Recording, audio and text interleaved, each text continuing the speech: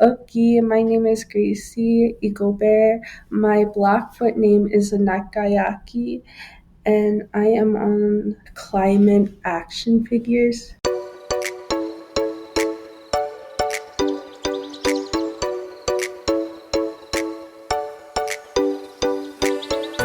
Hello and welcome to another exciting edition of Climate Action Figures. My name is John Whidden, and this week on the show you get to meet Gracie Eagle Bear.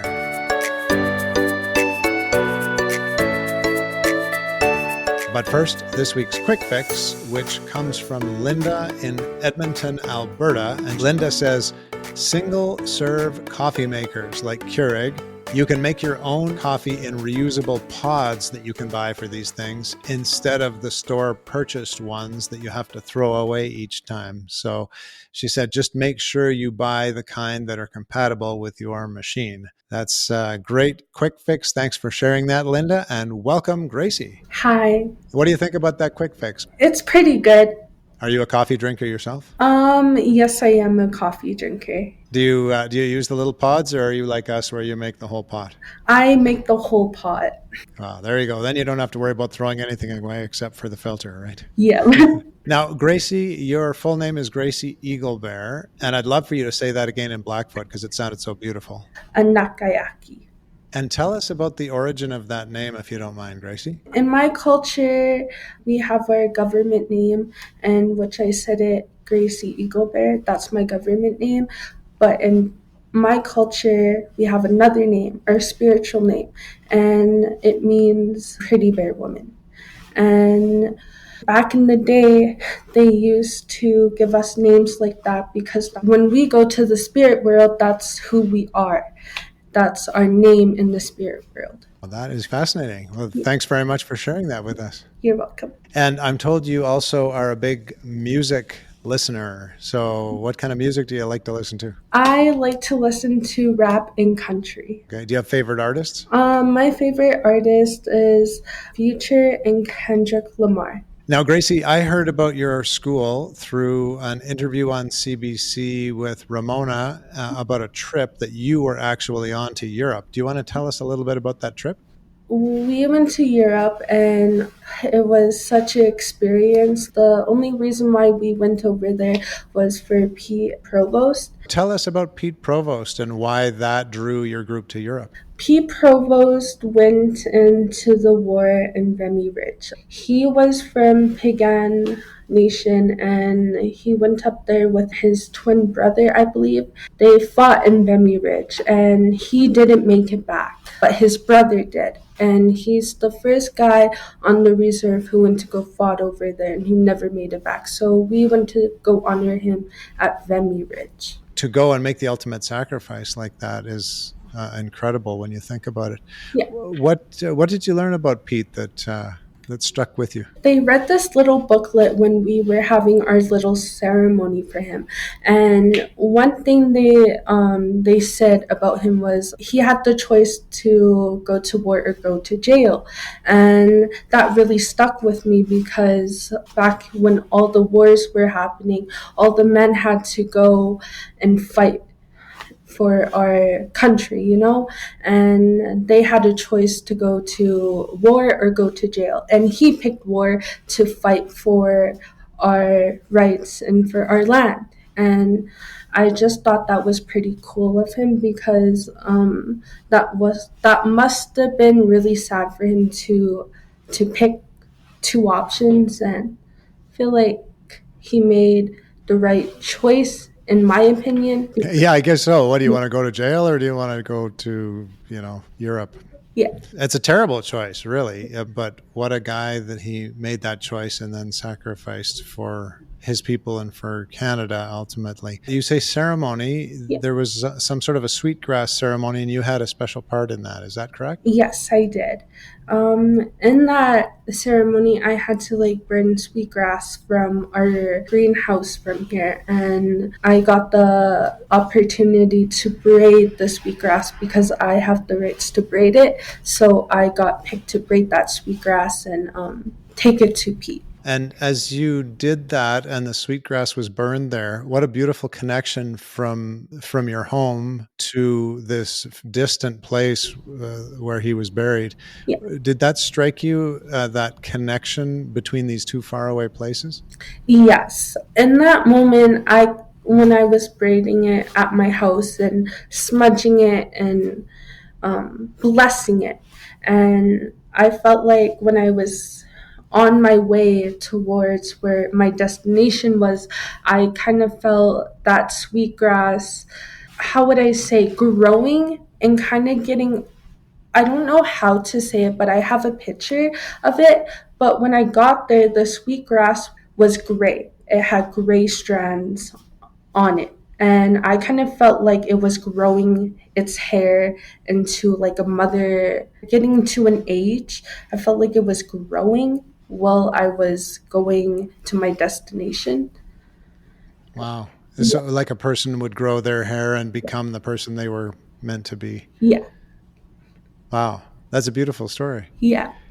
That is a very cool connection to your school. And we've talked with Thomas and Mike so far about the greenhouse and a little bit about the Sweetgrass project. But you have a very special part in that. And you were part of a Sweetgrass knowledge transfer ceremony. Yeah. How did that all work? Brett told me we were going to have a little ceremony about the sweetgrass. And I would say 2 years back, he asked me about if I wanted to be in this whole take part of the sweetgrass thing. And I said, yes, I would love to partake into that special project. So I got the opportunity to pick the sweetgrass and show Brett where the sweetgrass was. And then ever since then, I've been a part of it. And then that day, he asked me to go be a part of the ceremony. And I didn't know that I was going to get transferred the rights by my uncle Peter Strikes with a Gun. And I felt so honored because I do a lot of sweetgrass picking myself and I'm connected with sweetgrass and I know where to pick it. And I just felt very honored to get that transferred to me because I always wanted to be someone who got an opportunity to pick medicines. And I just, um, So this is a traditional Blackfoot ceremony yeah. that that gives you the right to be a sweetgrass picker, or Yes, I have the rights to pick it. I have the rights to braid it, and I have the rights to offer it, and I have the rights to grow it. And that's one thing I never thought I would be doing as I got those transferred to me because I didn't know that you could grow it on your own. And I thought that was pretty cool. what were your emotions, Gracie, as you received those rights? I felt really honored. I felt really blessed and I felt really happy because I was praying to become a medicine woman one day and I felt like that's just a step of it, getting the rights to the sweetgrass. Wow, a medicine woman someday. That sounds fascinating. What's your inspiration for that? My inspiration for a medicine woman is to just help our people, hold my own sun dances and hold my own ceremonies, hold my all night smokes, and to just help people with our culture and to just go around helping our people. That's why I want to be a medicine woman one day because I feel like I could help our next generation learning our culture. I'm curious to know what you think are the most important ways that you can pass the knowledge on that you've learned. And maybe part of that is what are the important ways that you've been taught that information? Who have been the people in your life who have taught you that? Starting off first with our like old stories back in the day, what they used to do, and just like I feel like our our little people are just like not really learning about the medicines, the importance of medicines, the importance of our history, our stories. That's why I kind of want to be a medicine woman, because I kind of have stories like that and I want to carry them on so the next generation has those stories and has the knowledge of the medicines, because I feel like our medicines and stories are lost. That's why I want to be a medicine woman. My auntie Albertine and my auntie Delia, they are the ones who I look up to because they have their own bundles. My auntie Delia's in the Sundance. She really brought it up to me that I want to be a part of the Sundance too and have my own bundle, you know, because I feel like that's where my heart is connected. And my auntie, Marissa Little Mustache, she helped me with all this knowledge. She was the one who taught me about like the medicines and our teachings, My uncle Peter Strikes of a Gun, he taught me the stories, and all around, like just my family teaching me those significance of our culture. I have this vision of you someday, probably not far in the future, being this wise medicine woman who's sharing all these wonderful traditions with future Blackfoot people and many others.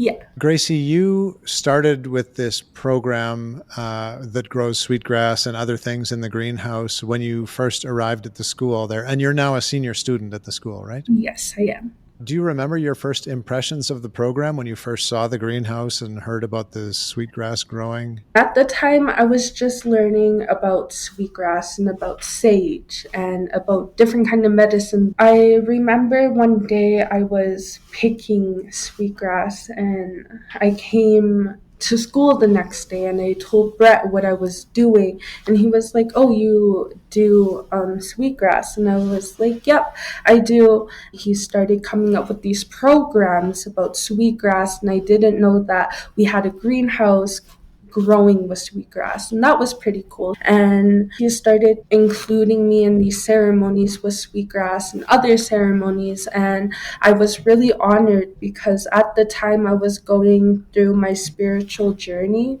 with my culture, and I was really amazed, and I felt like Creator was just teaching me other steps that I need to know about our medicines and just the importance of medicines. And I feel like Creator was the one who set all this up for me to learn more about it, because in my heart I want to be a medicine woman one day. You sound like a very wise young woman for your tender years. I'm curious to know, you've mentioned a few names of people who have inspired you. Are there other people who have had a big influence on your learning First Nations ways, Blackfoot ways, and shaping who you've become?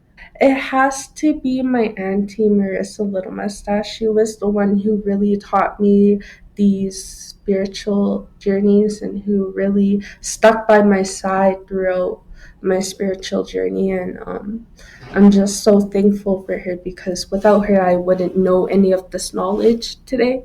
And she was the one who really inspired me to do these kind of things.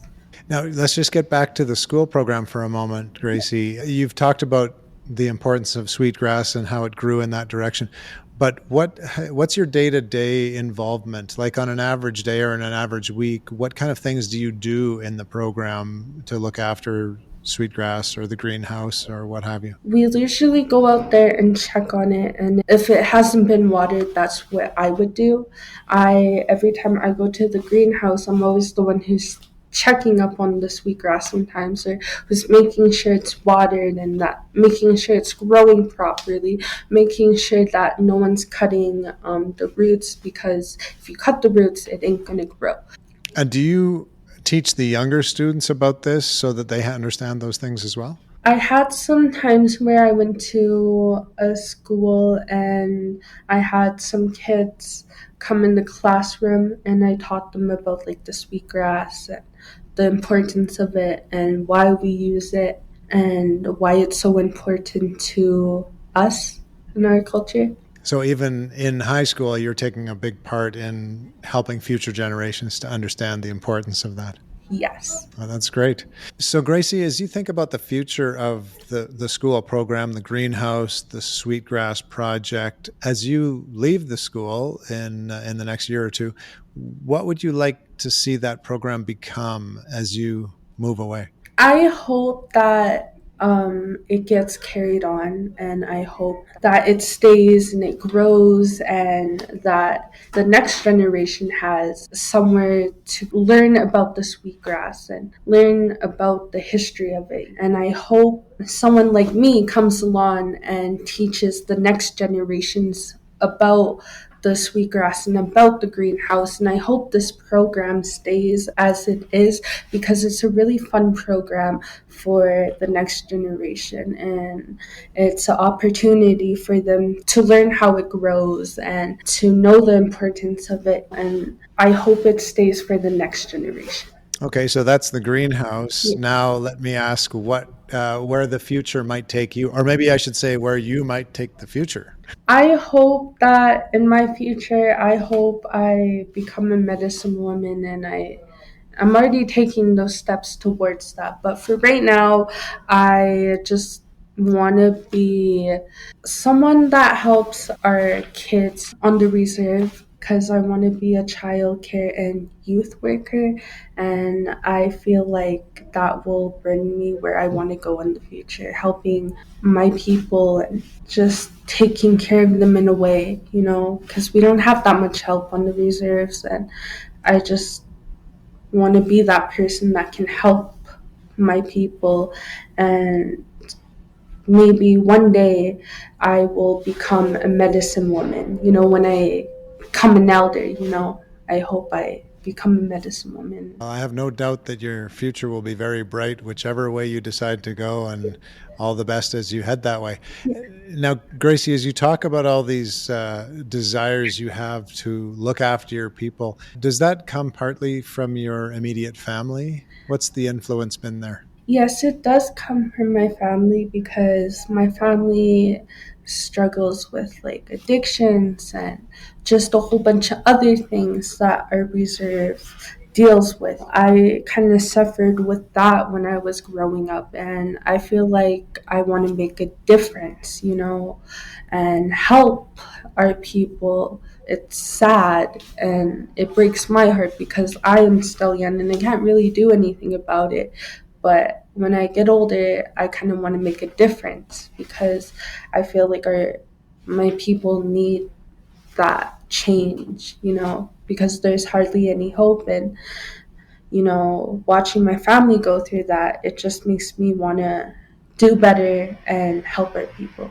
The positive side of it is that I always see my family helping other people and doing a lot of good things for them, and just making sure that they're okay. For example, my dad, the late Aaron Goodrider, he was the one who always helped the people, always helped the homeless people, and always brought them into our home and made sure that they were good, and always helped people with whatever they needed help with. That kind of inspired me, because my dad was always a hard worker and a good person to help people. Anyone else in your immediate family you want to mention? My grandma, Florence Little Mustache, because she was always the one being nice and always lovely, because she was always helping people and always being there for people when they needed help. She never said no, and I kind of feel like that's where I get it from, is my grandma. Now, Gracie, you've chosen one climate action for us today. Which have you picked?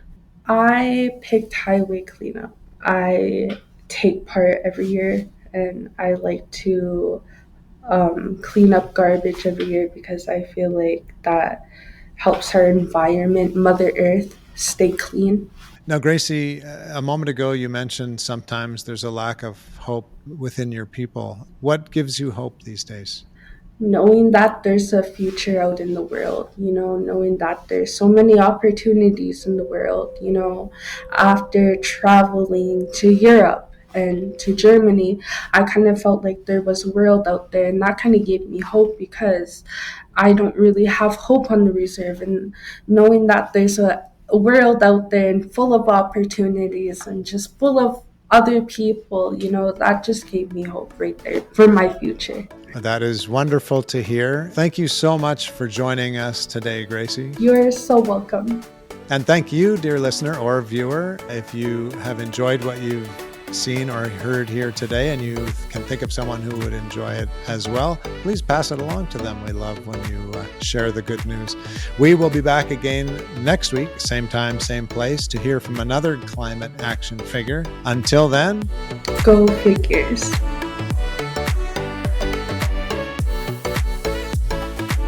This has been Climate Action Figures. Our show is produced and hosted by John Whidden. Our creative consultant is Kayla McIntosh. Our theme song is Hawaii Vacation by Tavari. You can find us on Instagram, Facebook, and YouTube at Climate Action Figures. That's all one word. And if you have any other questions or comments that arose from this or any episode, feel free to reach out to us at climateactionfigures@gmail.com. And thank you for listening. We'll be back next week with another Climate Action Figure.